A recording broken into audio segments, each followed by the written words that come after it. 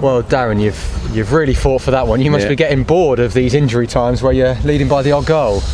Well, I mean, there was no real threat to it. I thought we, seen off most of the danger in terms of when we got to, I think it was 80 minutes. It's offside to go.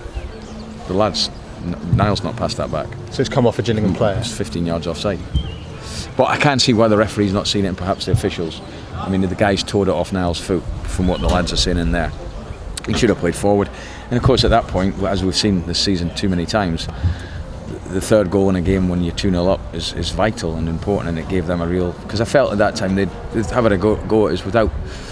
I can't remember. The first minute it could have been 1-1. It was a weird start, and that was their best chance of the whole game. And the one where Mandarin, I think, just missed it. But they had a lot of balls in the box, but I thought they didn't have many clear-cut chances. Look, we weren't anywhere near where we can be today, but what we've managed to do is dig out a result. And when you come to Gillingham away from home, it's just about digging out a result. George Boyd's just come out here and said that's probably in the top 5 worst games I've played, and you can quote me on that. It did have that feel to it, didn't it? It was a real scrap at times. Yeah, we felt it would be. It always is here, regardless of it being any manager. I think it might be the first time I've won here. It's such a hard game. And you've seen that. The home form's been decent. Ipswich just scraped a 1-0. And I said to the players beforehand, look, obviously we want to play a game in terms of what we set up to do, but listen, just get the win and get on the bus. And we've managed to do that. Yeah, talk us through that first goal, because what a hit from a player back in the side. He's got it in him, Wardy. He's got some hit. I mean, it's nobody's saving that. I just when he's hit it, I thought that's in. So yeah, it was a fantastic goal, and obviously we had to make 3 changes. Some obviously surprising to you guys. We knew on Thursday really what the situation was with Marcus and Frankie Kent, added to Reedy being suspended.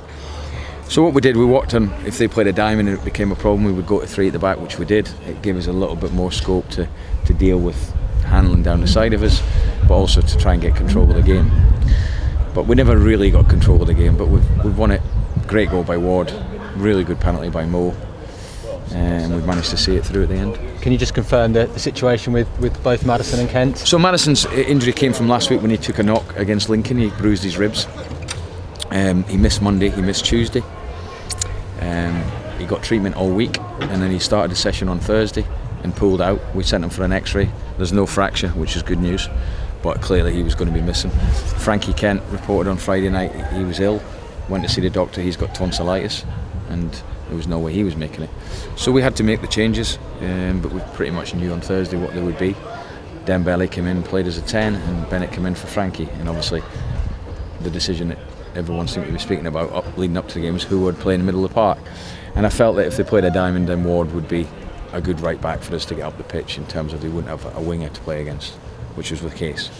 And Niall has played in there many times and done a good job. So yeah, listen, it wasn't nowhere near a brilliant performance or easy to watch on the eye, but what it is a good win. Psychologically important to get that win when they scored, because Tranmere were 3 points away, Wycombe were 3 points away. So it was a big result. As you say, not playing brilliantly, 3 key players missing. It's a big win this afternoon. It is a big win. It is a big win because, as I've said before, they've got some good attacking players with pace and strength. And in the end, they've just gone about 5 up. And of course, it's tough when I changed it with Ivan up front in his own, because he's again another one that's he was doubtful for the game. He's got a problem with his ankle, so he's sort of struggled on through it. So we had quite a few problems leading up to the game, but yeah, fantastic win for us. A really, really important one. Marcus and Frankie, what's their, do you think, diagnosis for Wednesday in Accrington? We really have to see on Marcus. The most important thing was there's no fracture, because if there was, he could have been out for up to 6 weeks. But you may not know, but it is a painful one on the ribs. I would say that he's going to be doubtful. With Frankie, I think he'll be fit, and obviously Reedy will be back as well, so that's good. Talk to us about the pitch here, because the grass looks incredibly long. Well, the players went out and had a look, as they normally do before the game, and one player quipped up that it's a bit like Jumanji, so that was quite good. That was Chappie. It's long. It's very long. It's Gillian's prerogative what they do with their pitch. Did that make it tough times? Sometimes it looked like the ball was difficult. It wasn't obviously running true either. It made it very sticky, but look, we're not in the Premiership. We're in League One, so we have to accept it. We have to deal with these sort of things, whatever's thrown at us. It was the same for Gillingham, but it was just a case of, you look back and you think, well, any time I see a team come here and win, I think it's a good result. Ipswich won here 1-0, I think it's a good result. And today that was important. We got the right result, and certainly psychologically, if we'd have gone 2 up and then it went back to 2 each, then that would have been a real problem. And victory to mark your 400th game in charge. Yes, Phil told me that I wasn't aware of that. So 400 games, it's been over 3 different occasions, and feeling a bit old when I heard that, but there you go. But, no, there was nothing about that, but it's obviously pleasing to win on my 400th game for Peterborough. And the win rate during that time of 44%, it's incredible really over such a large sample.